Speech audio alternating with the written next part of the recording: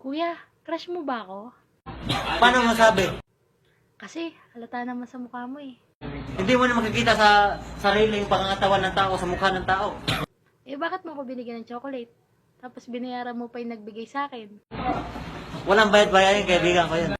Tatanong kita kuya, mahal mo ba ako? Bakit mo ba ang tanungin? Eh kasi sabi mo sa sulat mo, mahal mo ko. Ang gulo-gulo pa nga ng sulat mo eh. Mabilisan mo lang ba ginawa yun? Paano mo nasabing mabilisan? Nakatulog na nga ako sa sobrang tagal, paano mo nasabing mabilisan? Uy kuya, aminin mo na kasi. May crush ka sa akin. Eh, paano ko naman aminin yun? Inamin mo na nga sa kaibigan mong may gusto ka sa akin eh. Kung di rin